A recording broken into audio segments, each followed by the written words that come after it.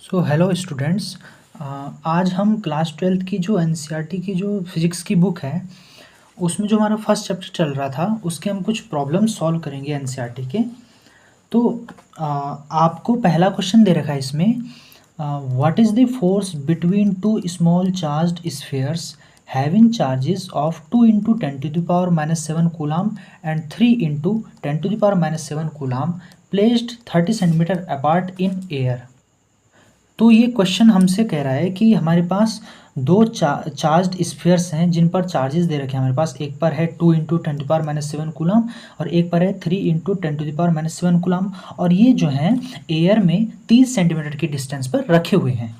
तो हमने इनके बीच जो फोर्स लग रहा है इलेक्ट्रोस्टैटिक फोर्स उसकी वैल्यू कैलकुलेट करनी है, कितना फोर्स लग रहा है। तो चलिए इसको थोड़ा सा आगे हम सॉल्व करते हैं। फोर्स हम कैलकुलेट करते हैं। तो सिंपली जो पहला क्वेश्चन है, पहला क्वेश्चन में क्या है कि हमारे पास दो चार्जेस हैं, दो चार्ज स्फीयर्स हैं। इसे मान लो तो ये मेरा ए चार्ज स्फीयर्स है, ये मेरा बी चार्ज स्फीयर है।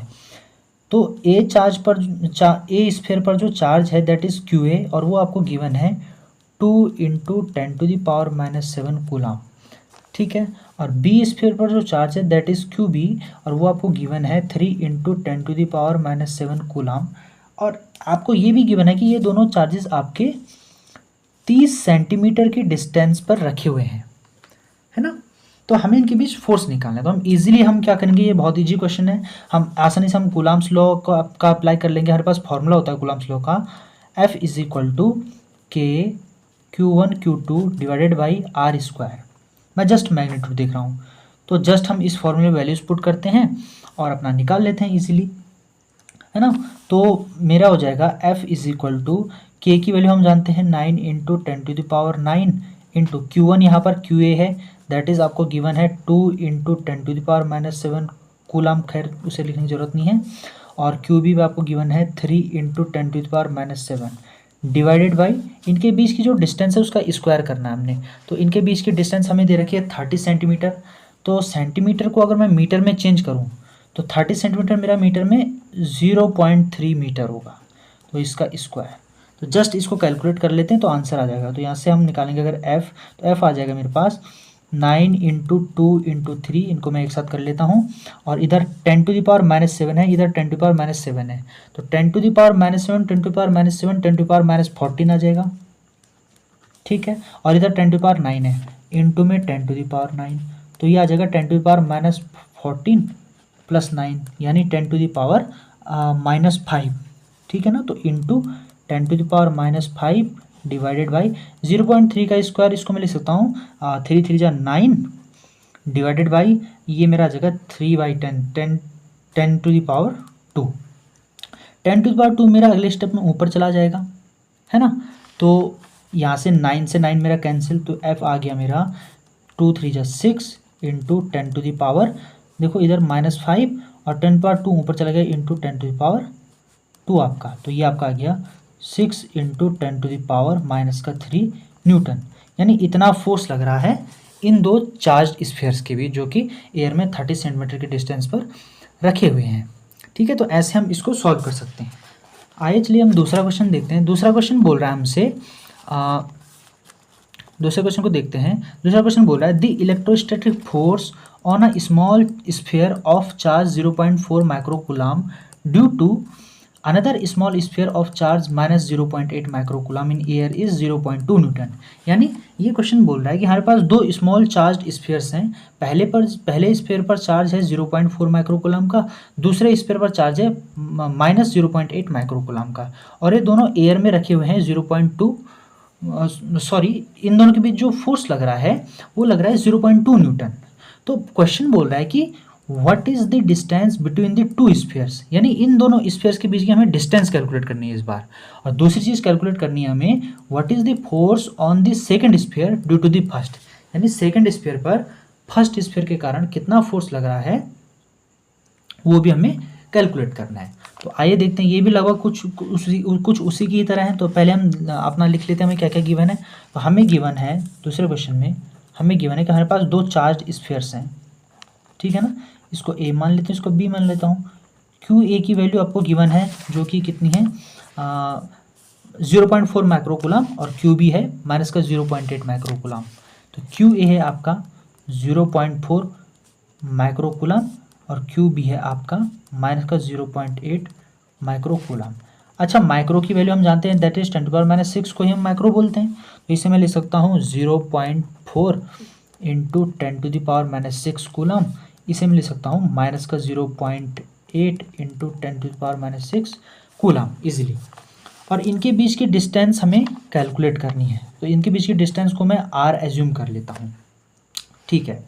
अच्छा, हमें ये भी गिवन है कि इन दोनों इस स्फीयर्स के बीच जो फोर्स लग रहा है वो लग रहा है 0.2 न्यूटन का। तो फोर्स की वैल्यू भी हमें इस बार गिवन है। फोर्स कितना है आपके पास 0.2 न्यूटन। तो जस्ट हम क्या अपना कूलम्ब्स लॉ अप्लाई करते हैं।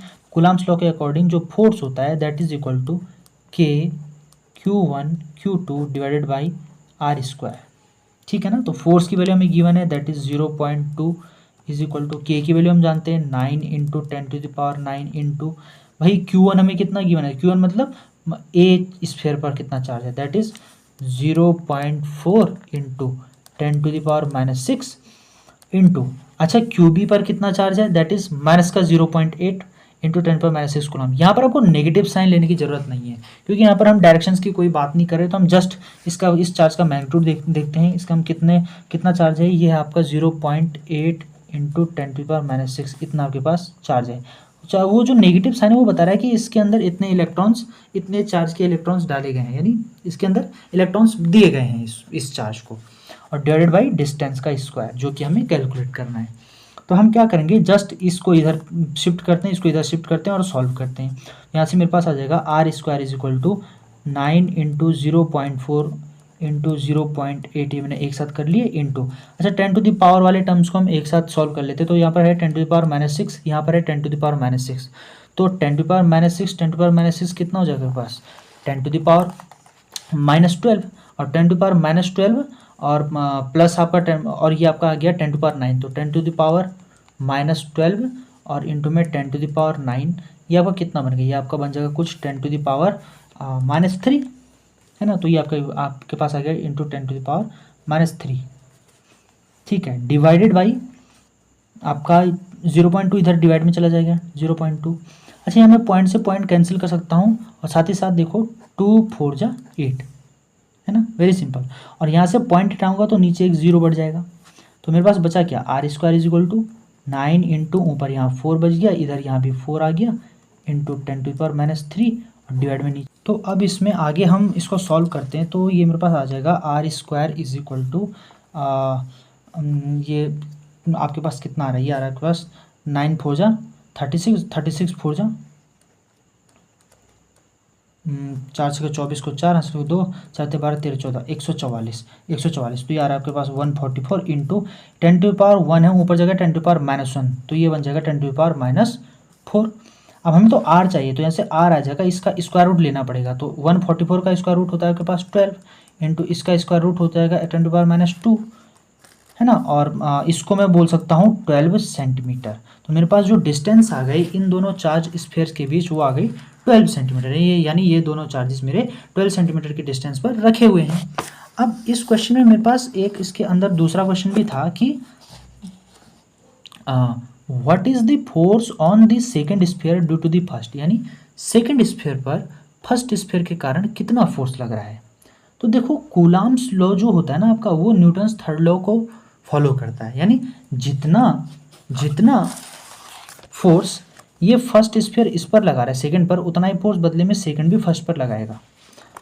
और फोर्स की वैल्यू हमें गिवन थी, वो कितनी थी 0.2 न्यूटन, आपको पता थी 0.2 न्यूटन गिवन है। तो हम इजीली हम इस क्वेश्चन का आंसर दे सकते हैं कि जो फोर्स होगा ऑन द सेकंड स्फीयर वो भी कितना होगा 0.2 न्यूटन होगा, है ना, जो हमें क्वेश्चन में गिवन था। क्यों, क्योंकि कूलम्ब्स लॉ जो है आपका न्यूटन्स थर्ड लॉ को फॉलो करता है। अब हम एक क्वेश्चन और देखते हैं इसमें जो कि 1.6 में दे रखा आपका, है ना। ये आपको करने की ज़रूरत नहीं है, वैसे हम जस्ट न्यूमेरिकल क्वेश्चंस को कर रहे हैं यहाँ पर। तो इस क्वेश्चन में क्या है कि 4 point charges q A is equal to 2 microcoulomb, q B is equal to -5 microcoulomb, q C is equal to 2 microcoulomb and q D is equal to -5 microcoulomb are located at the corners of a square A B C D of side 10 centimetre. तो यानी आपके पास एक square है, आपके पास एक square है, मैं एक स्क्वायर एज्यूम कर लेता हूँ। आपके पास नया पेज ले लेता हूँ। आपके पास एक स्क्वायर दे रखा उन्होंने, जिसकी जो साइड की लेंथ है वो है 10 सेंटीमीटर। तो इसके 4 कॉर्नर्स हैं ए, बी, सी एंड डी, और इन कॉर्नर्स पर चार्जेस प्रेजेंट हैं। क्यू ए कॉर्नर पर जो चार्ज है, यहाँ पर जो चार्ज है दैट इज़ 2 माइक्रोकूलम। यहाँ पर जो चार्ज की वैल्यू दैट इज़ -5 माइक्रोकूलम। यहाँ पर जो चार्ज प्लेस्ड है दैट इज़ आपका आ गया 2 माइक्रोकूलम, और इस पॉइंट पर जो चार्ज प्लेस्ड है दैट इज़ -5 माइक्रोकूलम। अब क्वेश्चन बोल रहा है what is the force on a charge of 1 microcoulomb placed at the center of the square। यानी इस स्क्वायर के सेंटर पर, ओ सेंटर मान लेता हूँ मैं, यहाँ पर एक 1 माइक्रोकूलम का चार्ज रखा हुआ है, तो मुझे इस चार्ज पर कितना नेट फोर्स लग रहा है वो कैलकुलेट करना है। तो मैं क्या करूँगा, बस सिंपल जो हमने फोर्स बिटवीन मल्टीपल चार्जेस पढ़ा था उस कॉन्सेप्ट का यूज़ करेंगे, यानी प्रिंसिपल ऑफ सुपरपोजिशन का यहाँ पर हम यूज़ करेंगे। यानी हम क्या करेंगे, सबसे पहले इस ए पॉइंट पर जो चार्ज प्लेस्ड है इस 2 माइक्रोकूलम के कारण हम इस पर फोर्स निकालेंगे, फिर हम इस -5 माइक्रोकूलम चार्ज के कारण इस पर फोर्स निकालेंगे, फिर हम इस 2 माइक्रोकूलम चार्ज के कारण इस पर फोर्स निकालेंगे, फिर हम -5 माइक्रोकूलम चार्ज के कारण इस पर फोर्स निकालेंगे, और इन चारों फोर्सेज का हम वेक्टर सम ले लेंगे तो हमें यहाँ पर नेट फोर्स मिल जाएगा। तो सबसे पहले हम डायरेक्शन देख लेते हैं। तो देखो ये आपका पॉजिटिव चार्ज है, ये भी आपका पॉजिटिव चार्ज है, तो ये पॉजिटिव चार्ज इस पर जो है away from the lining joining these two charges, यानी जो लाइन इन दोनों चार्जेस को ज्वाइन कर रही है उसके अलोंग इससे इसको दूर फेंकेगा, मतलब कि इन दोनों के बीच रिपल्सिव फोर्स लेगा, तो ये चार्ज क्या करेगा, इसको दूर फेंकेगा। यानी ये आपका फोर्स हो गया, force on O charge due to A point पर जो चार्ज रखा है उसके कारण ओ पॉइंट पर जो रखे चार्ज पर कितना फोर्स है वो ये हो गया आपका। ऐसे जो ये -5 माइक्रोकूलम है ये इसको अपनी तरफ अट्रैक्ट करेगा, तो ये आपका फोर्स हो गया on O due to B. ऐसे आपका ये जो 2 माइक्रोकूलम का जो चार्ज है ये आपका पॉजिटिव है, तो ये इस पॉजिटिव को इधर फेंकेगा, that is force on O due to C. ऐसे आपका ये -5 माइक्रोकूलम का चार्ज है, तो ये इसको अपनी तरफ अट्रैक्ट करेगा, that is force on O due to D. अब आप देखिए, अगर मैं इस फोर्स और इस फोर्स को देखता हूँ तो आप देखिए कि दोनों फोर्सेस का मैग्नीट्यूड सेम आएगा। क्यों? क्योंकि देखिए कूलम्स लॉ क्या बोलता है, F = K Q1 Q2 divided by r square. देखिए यहाँ से यहाँ तक की डिस्टेंस वही है जो यहाँ से यहाँ तक की है, डिस्टेंस सेम है, तो डिस्टेंस सेम है। दूसरा, चार्जेस का मैग्नीट्यूड भी सेम है। देखिए 2 माइक्रोकूलम है, ये भी 2 माइक्रोकूलम है ना, और बीच में 1 माइक्रोकूलम है, तो इन दोनों के बीच जो फोर्स होगा वही इन दोनों के बीच फोर्स होगा। तो यानी ये इस पर जितना इस तरफ फोर्स लगा रहा है, बदले में ये इस पर इस तरफ अपोजिट डायरेक्शन में उतना ही फोर्स लगा रहा है, तो ये दोनों फोर्स एक दूसरे को कैंसिल कर देंगे। सेम इन दोनों में भी वही कहानी है। देखो चार्जेस का मैग्नीट्यूड सेम है, इसका और इसका मैग्नीट्यूड सेम है चार्जेस का, और डिस्टेंस भी सेम ही है। तो जितना फोर्स से ये इसको अपनी तरफ खींच रहा है उतने ही फोर्स से ये भी इसको अपनी तरफ खींच रहा है, तो ये दोनों भी आपके आपस में कैंसिल हो जाएंगे। तो अगर मैं नेट फोर्स देखूँ ना, एफ नेट फोर्स इस ओ चार्ज पर, तो वो आपका 0 आएगा। नेट कुल मिलाकर इस पर फोर्स आपका 0 हो जाएगा। तो ऐसे हम इन प्रॉब्लम्स को हम सॉल्व कर सकते हैं। तो आज के लिए हमने 3 क्वेश्चन देखे। आने वाले लेक्चर्स में हम और क्वेश्चंस भी डिस्कस करेंगे, कुछ थ्योरी भी डिस्कस करेंगे। तब तक के लिए देखते रहिए। Thank you.